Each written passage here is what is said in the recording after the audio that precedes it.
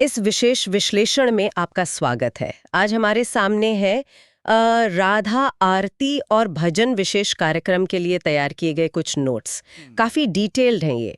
इनमें श्री राधा रानी की भक्ति, उनकी आरती के क्या मायने हैं और हाँ, उनके भजनों का महत्व, इस पर काफी गहराई से बात की गई है। और ऐसा लगता है कि ये सब राधा अष्टमी को ध्यान में रखकर तैयार किया गया है। तो चलिए देखते हैं इसमें क्या खास है ना? हाँ, ये विषय तो वैसे भी बहुत बहुत गहरा है। और दिलचस्प बात यह है कि नोट्स शुरू होते ही वो भक्ति परंपरा में आरती के महत्व पर जोर देते हैं। अच्छा। हाँ, मतलब ये सिर्फ कोई रस्म नहीं है। इसमें दीप, धूप, पुष्प, गंध, नैवेद्य, इनके जरिए भक्त वो अपने भाव, अपना समर्पण राधा रानी के प्रति दिखाता है। ये तो है। ये सिर्फ एक क्रिया नहीं, गहरे भावों का प्रतीक है। बिल्कुल, ये असल में एक देखा जाए तो अंतरतम भावों का प्रतीक है, अनुष्ठान से कहीं ज्यादा। और इसी बात को पुख्ता करने के लिए नोट्स में पद्म पुराण का वो श्लोक भी दिया है, यत्र यत्र राधा नाम श्रूयते तत्र तत्र हरिर भवति। हाँ, ये श्लोक तो बहुत ही महत्वपूर्ण है। ये तो जैसे पूरी चर्चा की नींव ही रख देता है। बिल्कुल सही कहा। इसका मतलब भी सीधा और गहरा है कि जहां कहीं भी किसी भी तरह से राधा का नाम सुना या गाया जाए, वहां समझिए श्री कृष्ण खुद मौजूद होते हैं। अरे वाह! ये सिर्फ कहने की बात नहीं, ये राधा तत्व की जो महत्ता है और कृष्ण से उनका जो अटूट संबंध है, उससे दिखाता है। मतलब राधा नाम में ही इतनी शक्ति है। और यही बात आप देखेंगे आगे नोट्स में आरती, भजन, नाम जप, इन सब में विस्तार से आती है। ये श्लोक तो जैसे एक सेंट्रल पॉइंट है पूरी चर्चा का। तो चलिए इसी विचार को पकड़कर आगे बढ़ते हैं। नोट्स का पहला हिस्सा वो है श्री राधा आरती का विश्लेषण। जी। इसमें वो प्रसिद्ध आरती जय जय राधे, जय जय श्री राधे, वो पूरी दी गई है और लिखा है कि ये कार्यक्रम का एक मुख्य आकर्षण है, ये आरती। जी। तो खैर घर घर में गूंजती है। हाँ, बिल्कुल, मंदिरों में भी रोज होती है। लेकिन नोट्स में जो खास बात है वो ये कि सिर्फ आरती गाना या सुनना काफी नहीं है। अच्छा। हाँ, वो कहते हैं कि हर शब्द, हर लाइन के पीछे का जो अर्थ है, जो भाव है, उसे समझना जरूरी है। इस पर काफी जोर है। कोई उदाहरण दिया है? हाँ, दिया है। जैसे आरती में एक लाइन आती है, वृंदावनेश्वरी। हाँ, वृंदावनेश्वरी, इसका क्या मतलब समझाया है?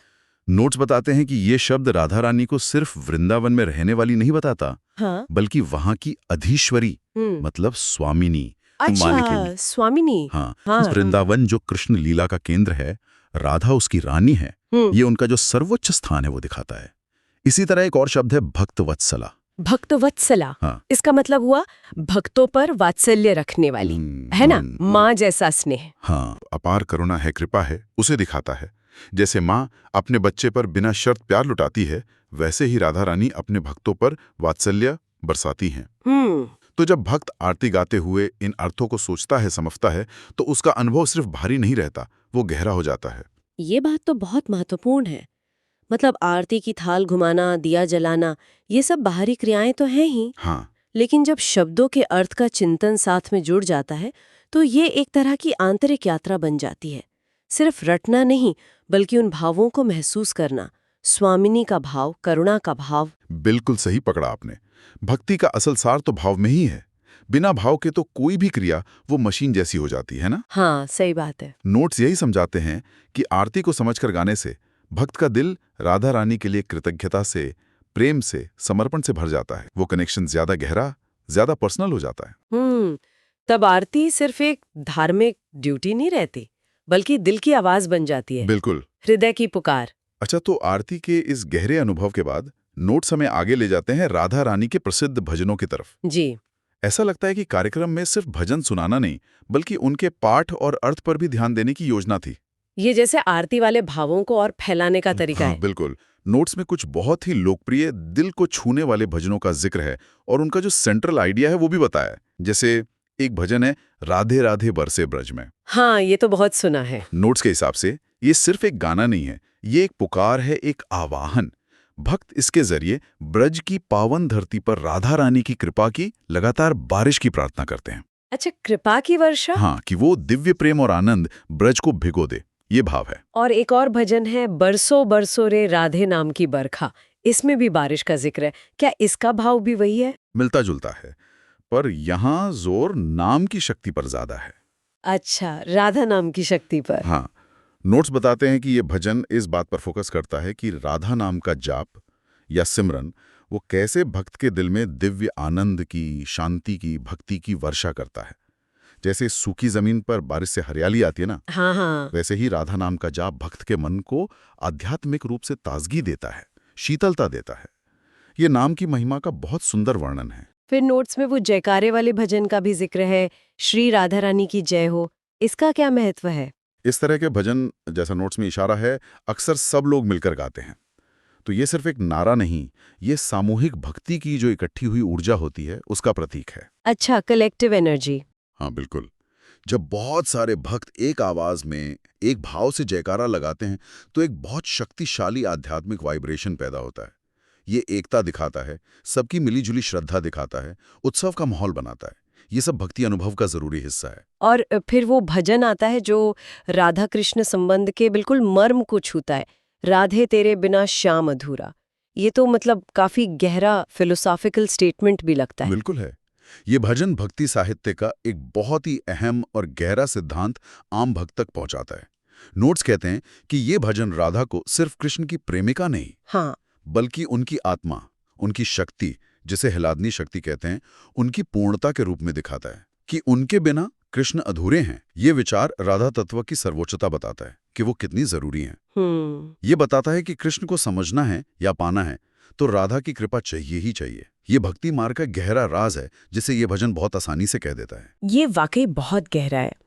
और एक बात मुझे और दिलचस्प लगी, नोट्स में सुझाव है कि इन भजनों के बीच बीच में छोटी छोटी लीला कथाएं भी पिरोए जाएं।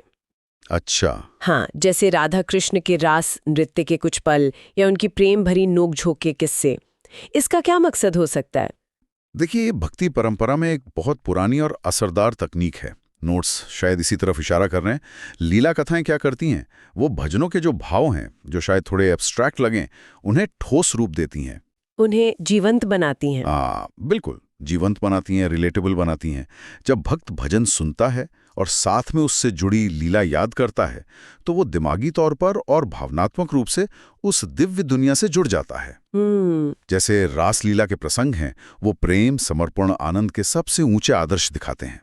ये कथाएं सिर्फ मनोरंजन नहीं है, ये भक्ति को महसूस करने का, उसे जीने का एक तरीका है।